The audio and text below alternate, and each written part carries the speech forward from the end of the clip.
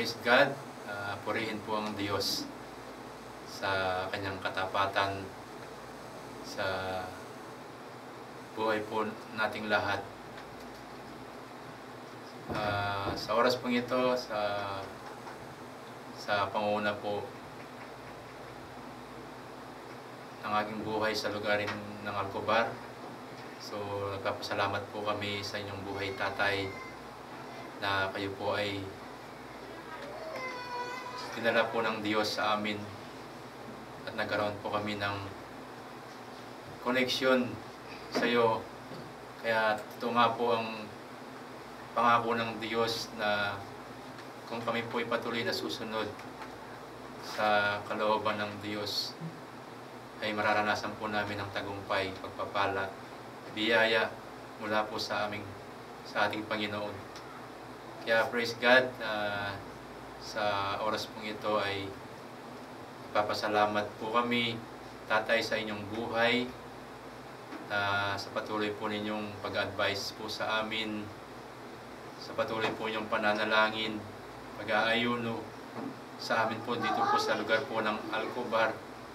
Bagamat alam po ng Diyos at alam po nating lahat na hindi pa po malaya ang pangangaral po ng salita ng Diyos dito po sa Alcobar. Pero dahil po sa patuloy niyong pananalangin sa aming lahat sa lugaring ito, ay patuloy po kaming iniingatan ng Diyos. May nangyayari pong crackdown sa kasalukuyan po dito sa Saudi Arabia, ay inalis po ng Diyos ang takot, pangamba sa buhay po ng mga anak ng Diyos dahil po sa inyong patuloy na pananalangin, pag-encourage po sa amin dito po sa lugar po ng Saudi Arabia. Kasalamat po sa Tatay, sa bawat makausap po namin kayo ay nandun po ang pagsama ng Diyos, nandun po yung pagpapala ng Diyos sa aming mga buhay.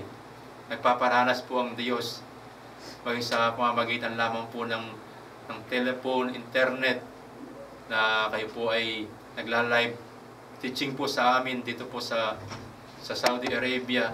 Napakalaking biyaya, pagpapala po sa amin, Tatay, na ito po ay pinipilit nyo na kahit marami po kayong ginagawa, marami po kayong obligasyon sa ibang gawain, invitation sa ibang church, pero hindi nyo po hinahayaan na hindi po kami maabot dito po sa lugar po ng Saudi.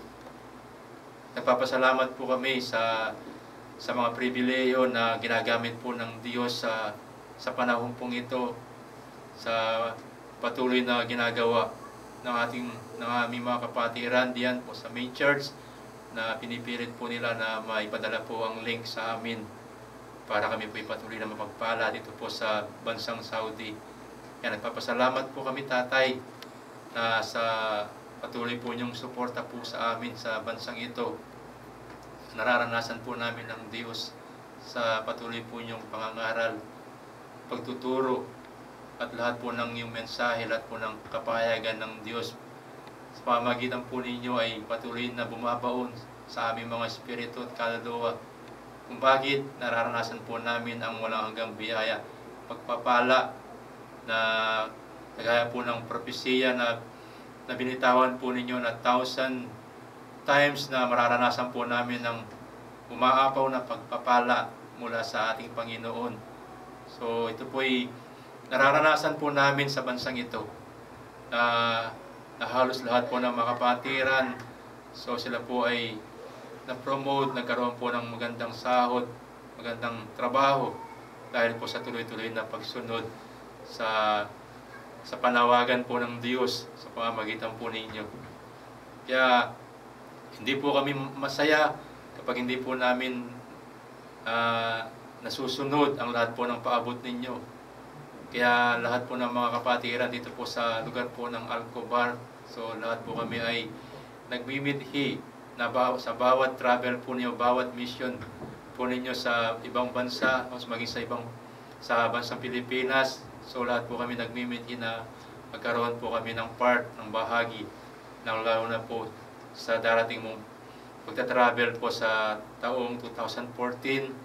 So Salamat po sa Diyos na kanina po ay minug po kami muli ng Diyos para magsakripisyo po sa gawain ito sa darating pong paglilibot sa buong Pilipinas, na alam po namin ito po ang kaparaanan ng Diyos, ito po ang pangako ng Diyos para masave po ang buong Pilipinas at maligtas po ang aming maraming kababayan, at hindi na po mangyayari po ang dumaang super typhoon po sa ating bansang Pilipinas.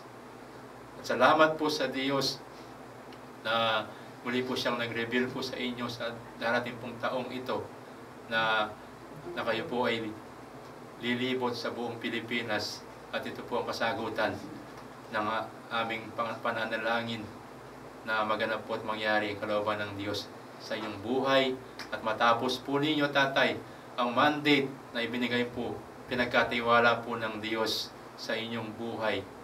At kasama po kami patuloy po ang support po namin sa patuloy po naming pananalangin, pag-aayuno, pagkakaloob, pagsasakripisyo po sa inyong pong tungkulin na inatang po ng Diyos sa inyong buhay. Kaya maraming salamat po, Tatay. So kami po ay nakarating po sa inyong buhay. At salamat po na sama-sama po tayo magtatapos sa kalooban ng Diyos. At binabati po kayo ng happy, glorious, victorious 55th year living like Jesus birthday po, Tatay. You will finish the will of the Father.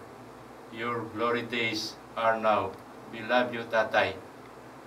From Alcobar chapter. Amen.